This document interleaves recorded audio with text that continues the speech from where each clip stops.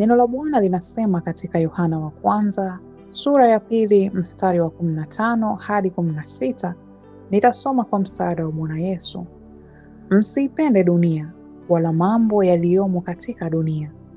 Mtu akiipenda dunia, kumpenda Baba hakumo ndani yake. Maana kila kilichomo duniani, yaani tamaa ya mwili na tamaa ya macho na kiburi cha uzima, havitokani na Baba, bali vyatokana na dunia.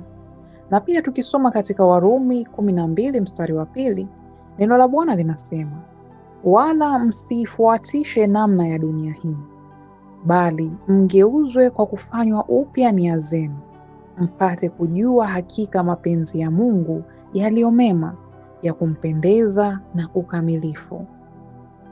Karibu sana. Hapa ni kipindi Yesu Ndiye Njia. Endelea kutufuatilia kupata mafundisho mbalimbali ya kukulia wokovu na jinsi ya kuwa na uhusiano wa ndani hata zaidi na huyu Bwana wetu Yesu Kristo, huku tukiendelea kujiandaa kumlaki, maana kwa hakika Yesu Kristo yupo mlangoni, wakati umekamilika.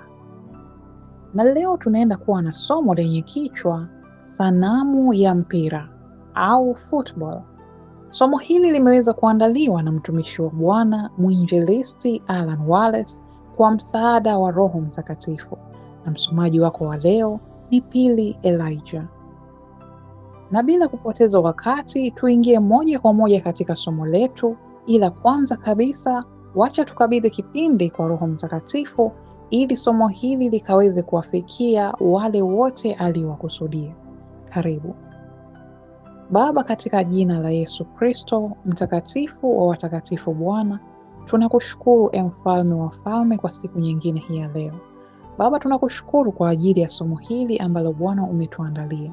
Tunaomba Bwana rehema pale ambapo Bwana tumemkwaza na kumhuzunisha Roho wako Mtakatifu. Bwana, tunaomba ukatutakase kwa damu yako, mimi pamoja na yule ambaye anafuatilia somo hili. Bwana, utuoshe na kutuondolea kila hatia na mashtaka katika jina la Yesu Kristo. Bwana, ninaomba neno hili likawafikie wale ambao umewakusudia, likawafikie kama upanga likiwachoma mioyo yao, kuwageuza nia yao, kuwageuza matendo yao na maisha yao, ili Bwana wasipate kuangamia. Baba, ninasema ni asante, maana kwa hakika neno lako kilituma wala halirudi bure. Pokea sifa mfalme milele na milele yote, na ni katika jina kuu la Bwana wetu Yesu Kristo tumeomba na hata kuamini. Amen. Karibu sana. Bwana Mungu anasema, hampi mtu yeyote utukufu wake, lakini utaona siku hii ya leo hakuna kitu kinachoiba utukufu wa Mungu duniani kama mpira wa miguu.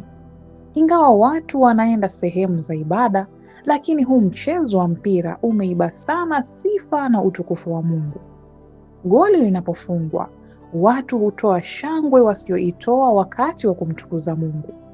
Wakati faul inapofanywa na mchezaji au kipa akafungwa kijinga, watu watalalamika na kusimama kuzungumzia na kukemea jambo hilo, ila yale yanayomtukana Mungu ama dhambi Mungu anazokataa, watu wananyamaza kimya. Tukisoma katika kitabu cha Matendo ya Mitume sura ya 12 mstari wa 21 hadi 23, neno la Bwana linasema, basi siku moja iliyoazimiwa, Herode akajivika mavazi ya kifalme, akaketi katika kiti cha enzi, akatoa hotuba mbele yao. Watu wakapiga kelele wakisema, ni sauti ya Mungu, si sauti ya mwanadamu. Mara malaika wa Bwana akampiga, kwa sababu hakumpa Mungu utukufu, akaliwa na chango, akatokwa na roho. Nilikuwa kwenye daladala na redio ilikuwa imewashwa. Kipindi hewani kilikuwa michezo, na kulikuwa na malalamiko kati ya kiongozi na kiongozi. Kiongozi mmoja akasema live kwa hasira, tumeshatumia gharama nyingi, tumezunguka kwa wataalamu, tumekodi wachezaji na kadhalika. Watu kwenye daladala walicheka waliposikia kiongozi amewapeleka wachezaji kwa mganga. Tukisoma katika kitabu cha Matendo ya Mitume sura ya 16, neno la Bwana linasema, ikawa tulipokuwa tukienda mahali pale pa kusali, kijakazi mmoja aliyekuwa na pepo wa uaguzi akatukuta, aliyewapatia bwana zake faida nyingi kwa kuagua. Wachezaji wa mpira leo hii wamegeuzwa miungu, watu wakipewa sifa kuliko Mungu. Wasikilizaji na watazamaji wanaunga mkono pasipo kuelewa wachezaji hawa ni kama wachawi. Wamejiunga na mashetani, Freemason, wamefanya mikataba na mashetani ili kuwa maarufu, wala wale ambao wanawafuatilia hawaelewi jambo hili.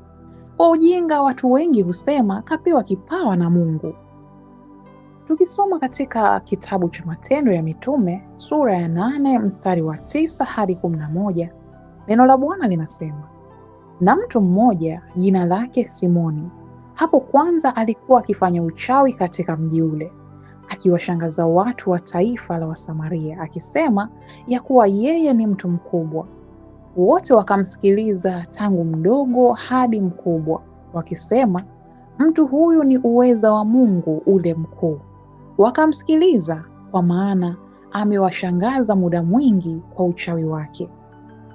Mpendwa, nakusihi, kama wewe ni mchezaji au shabiki, ninakusihi sana katika Yesu Kristo, achana na huo mchezo. Kwa maana kama Mungu atakuchukua usimame mbele zake siku hii ya leo, hutaweza kuingia mbinguni, maana mchezo huu umegeuka kuwa sanamu na uchawi mbele za Mungu.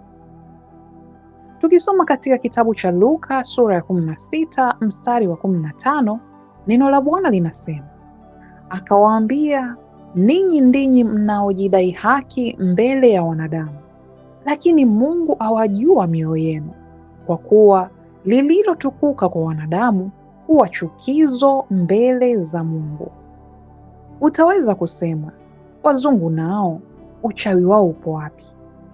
Nikujuze ili ufahamu. Huwezi ukasajiliwa katika timu kubwa hizi za kimataifa pasipokuwa chini ya mikataba ya kishetani. Wapo wachezaji wengi sana waliokuwa maarufu katika nchi mbalimbali walizotokea katika timu ambazo walikuwa wanacheza, lakini pale walipopata nafasi ya kujiunga na hizi timu kubwa za kimataifa, ilionekana kana kwamba wamepotea ghafla. Wengine walienda mpaka NBA katika mchezo wa kikapu. Lakini kwa nini ilifika ghafla ni kama wamezima? Ni kama hawajulikani tena. Unajua ni kwa nini? Hii ni kwa sababu walikuwa bado hawajaingia katika mikataba ya kishetani ya timu zile walizojiunga. Lakini pale wanapokubali tu kujiunga na timu hizo na kuingia katika mikataba hiyo ya kishetani, unapata ghafla mtu ameanza kujulikana, wanakuwa maarufu, dunia nzima inawatambua. Hiyo ni kwa sababu wamekubali kuabudu yule mwovu shetani. Ndugu yangu mpendwa, nakusihi sasa, amka kutoka usingizini. Achana kabisa na mchezo huu. Na kama hujampokea Bwana Yesu Kristo, nakusihi usiache leo kuchukua hatua na kutubu kabla hujachelewa. Maana kama hutaweza kumkubali Bwana Yesu Kristo na kuachana na michezo hii na mingine mingi, kwa hakika hutaweza kuingia mbinguni. Na kama unaona ujumbe huu sio sahihi, nakusihi ingia katika maombi. Omba na Bwana ni mwaminifu, atakujibu. Badala ya kuteta, badala ya kugombana na kushindana, Bwana Yesu yupo hai, anasema na watu wake hata siku hii ya leo.